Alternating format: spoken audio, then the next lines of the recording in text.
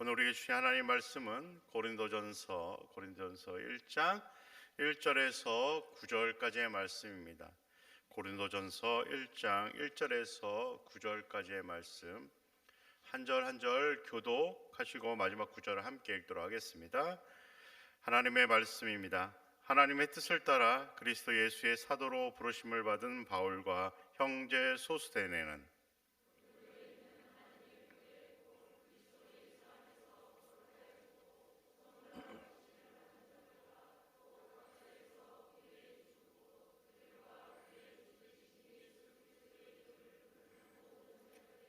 하나님 우리 아버지와 주 예수 그리스도로부터 은혜와 평강이 있기를 원하노라.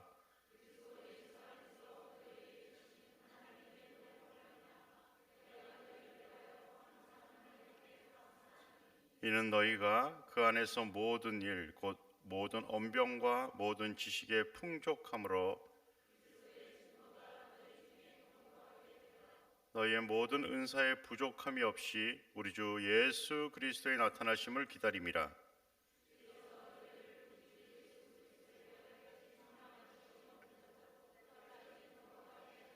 함께 읽겠습니다. 너희를 불러 그의 아들 예수 그리스도 우리 주와 더불어 교제하게 하시는 하나님은 미쁘시도다.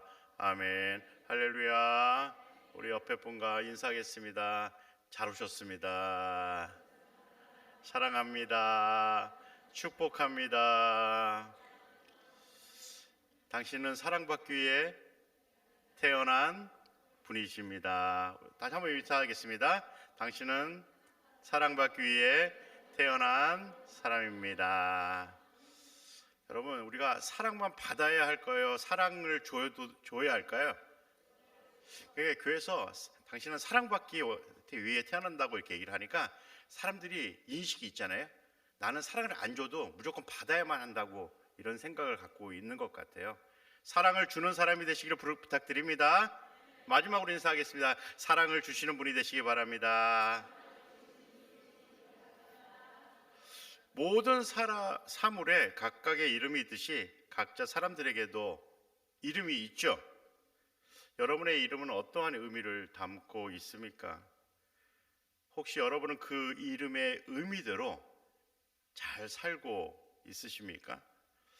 예를 들면 이순신이라는 이름을 들으면 여러분들은 어떠한 분의 인생이 생각나십니까? 물론 이순신이라는 이름을 사용하는 사람들이 지금도 그리고 예전에도 분명 계셨을 것입니다.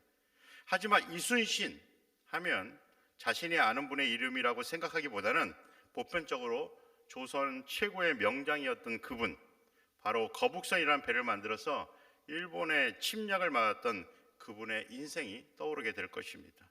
그래서 누군가 자녀에게 이순신, 저는 안 되겠지만 이순신이라는 이름을 지어줄 때는 최소한 그분과 비슷한 삶을 살기를 원하는 마음으로 그 이름을 지으실 것입니다.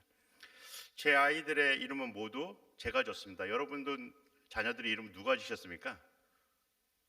각자 알아서 지셨겠죠? 3명의 아이들이 모두 자기 이름처럼 살기를 원하는 마음으로 저는 그 아이들의 이름을 지었습니다. 물론 지금은 자기 이름처럼 살아가기에는 많이 부족할지도 모르겠습니다. 하지만 저는 아이들이 각자의 인생의 여정을 걸어가면서 무엇보다 그 이름처럼 살기를 원하고, 또한 아이들도 자기 이름을 기억하면서 그 이름처럼 살아가려고 노력하는 마음으로 그 이름을 지었다는 사실입니다. 저만이 아니라 모든 부모님이 자녀들의 이름을 지을 때 저와 같은 마음이 아닐까요? 그래서 어떤 분은 자녀들이 다른 이들보다 좀 더 나은 삶을 살아가라고 아주 비싼 돈을 지불하면서 이름을 잘 지어준다고 말하는 유명한 장명소를 찾아가는 분도 적지 않게 있습니다. 그렇다면 오늘 말씀의 배경이 되는 이 고린도라는 도시는 어떠한 의미를 담고 있을까요? 고대시대의 고린도는 그리스 중남부와 펠로폰네스 반도와 본토를 잇는 육로의 요충지였습니다.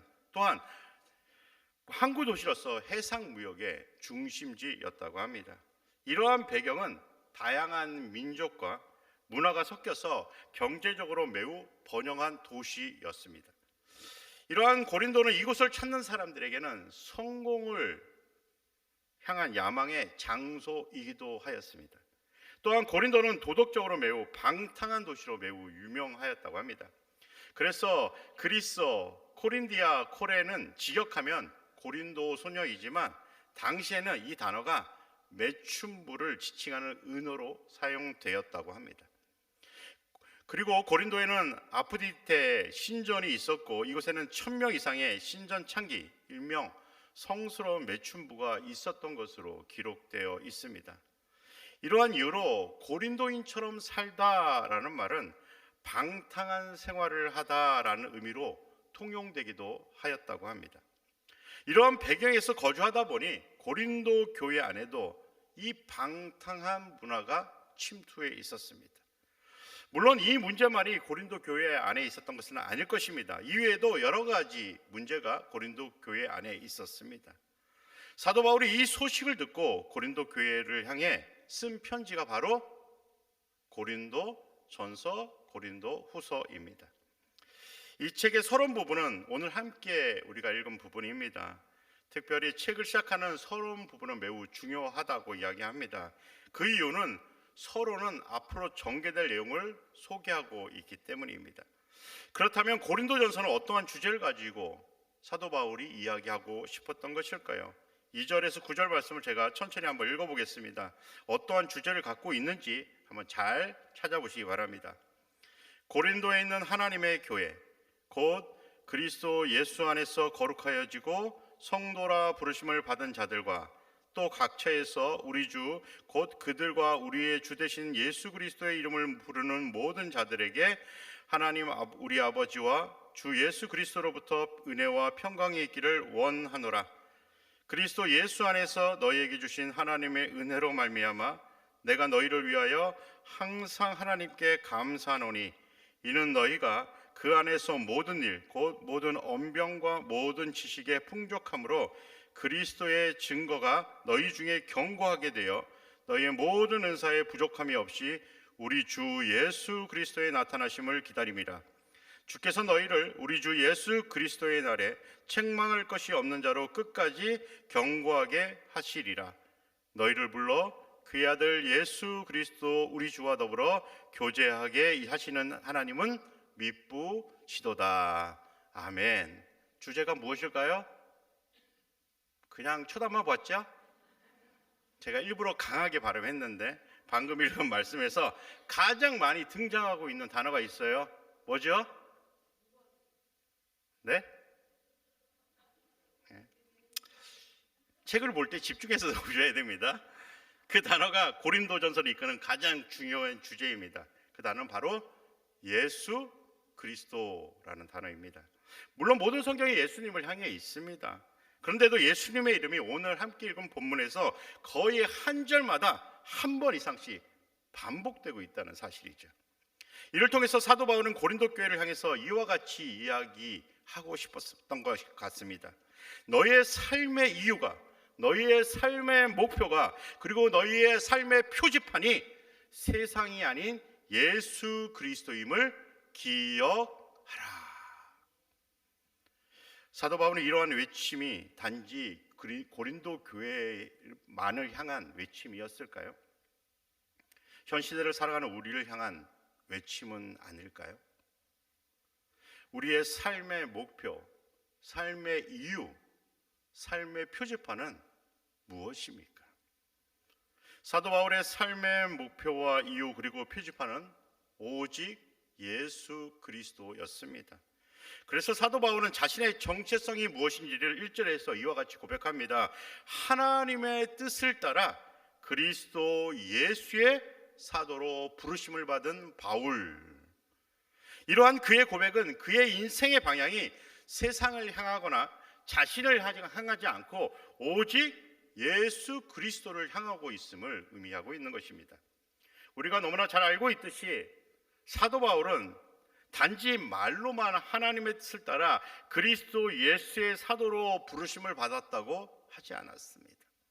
그는 자신의 삶으로 하나님의 뜻을 따라 그리스도 예수의 사도로 부르심을 받은 그 삶을 살아냈다는 사실입니다.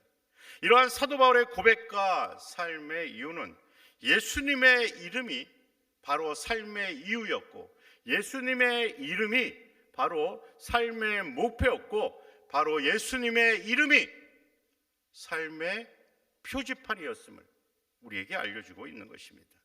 그래서 앞서서 사도 바울은 예수님의 이름을 반복해서 언급하면서 그들의 삶의 방향을 세상이 아닌 하나님께로 조정하라라고 외치고 있는 것입니다. 그렇다면 현 시대를 살아가는 우리는 그 예수님의 이름이 우리의 삶에 어떠한 영향을 주고 있습니까? 예수님의 이름이 바울처럼 우리의 삶의 이유이며 삶의 목표이며 삶의 표지판이 되고 있습니까? 현 시대, 특별히 교회의 모습 속에서 저와 많은 그리스도인의 모습 속에서 예수님이 삶의 이유이며 방황이며 삶의 표지판이 아닐 때가 얼마나 많은지 모릅니다. 왜냐하면 예수님보다 성공이 우리의 삶의 목표가 되었고, 예수님보다 성공이 우리의 삶의 이유가 되었고, 예수님보다 성공이 우리의 삶의 표지판이 되었기 때문입니다. 현 시대를 살아가는 그리스도인조차 예수님이라는 이름이 아닌 성공이라는 이름으로 인해 울고 웃으며 살아간다는 사실이죠. 이러한 모습으로 살아가는 현 시대 그리스도인들을 향해 사도 바울은 이와 같이 외치는 것 같습니다. 우리는 하나님의 교회입니다. 우리는 거룩한 성도로 부르심을 받은 사람들입니다. 우리는 모두 예수님의 이름을 부르는 사람입니다. 우리는 예수님으로부터 은혜와 평강을 누리면서 살아가는 사람들입니다. 그러므로 예수님으로 인해 감사해야 하고, 예수님의 증거가 우리의 삶 곳곳에 드러나야 하고, 예수님과 항상 동행하며 교제해야 하는 사람들입니다. 우리의 삶의 이유와 방향, 그리고 삶의 표지판은 도대체 무엇입니까? 우리는 전심으로, 진심으로 예수님의 이름을 우리의 심장에 품고 살아가고 있는 것입니까? 혹시 내 삶의 이유라는 찬양의 영상을 보신 적이 있으십니까? 이 영상 첫 부분에 한국 CCC의 창립자였던 고 김준곤 목사님의 다음과 같은 고백의 글이 먼저 보입니다. 나의 소원이 있다면 주님을 참으로 사랑하는 것, 내 의식이 없는 그 순간에도 우리 주님에 대한 사랑을 고백하고 싶소. 나의 소원이 있다면 주님을 참으로 사랑하는 것, 내 의식이 없는 그 순간에도 우리 주님에 대한 사랑을 고백하고 싶소. 이 고백 하나가 김준곤 목사님의 삶의 이유와 방향, 그리고 표지판이 무엇인지를 우리에게 알려주고 있는 것입니다. 이 영상 중반부에 고 김준곤 목사님께서 그 시대 청년들을 향해 또 외쳤던 내용이 있습니다. 그 영상 한 30초 정도 되는데 잠시 보도록 하겠습니다. 예수님이 진리예요, 길이에요, 생명이에요. 모든 것이 모든 것이에요. 알파와 오메가예요. 만유의 주예요, 만왕의 왕이에요, 진리의 왕이에요. 진리가 어디 있습니까? 진짜 생명은 어디 있습니까? 우리가 가야 될 길은 어디 있습니까? 우리가 먹고 살 생명의 양식은 어디 있습니까? 삶의 이유와 방향, 그리고 표지판을 물어보는 고 김준곤 목사님의 외침에 그 당시 청년들이 무엇이라 대답하고 있습니까? 예수님이십니다. 예수님이십니다. 예수님이십니다. 예수님이십니다. 이 얼마나 간단한 질문이며 또한 간단한 대답입니까? 이 얼마나 쉬운 질문이면서 또한 쉬운 대답입니까? 하지만 이 말씀에 힘이 있습니다. 그 이유는 예수님의 이름에 생명이 있고 길이 있고 삶의 이유가 담겨져 있기 때문입니다. 그래서 예수님을 믿고 나아갔던 그 당시 청년들에 의해 현 시대 교회가 이렇게 부흥하였던 것입니다. 그렇다면 지금 우리는 고 김준곤 목사님의 앞선 영상의 질문에 무엇이라고 대답하며 살아가고 있습니까? 이 시간 우리 자신을 향해 큰 소리로 대답해 보았으면 좋겠습니다. 진리가 어디 있습니까?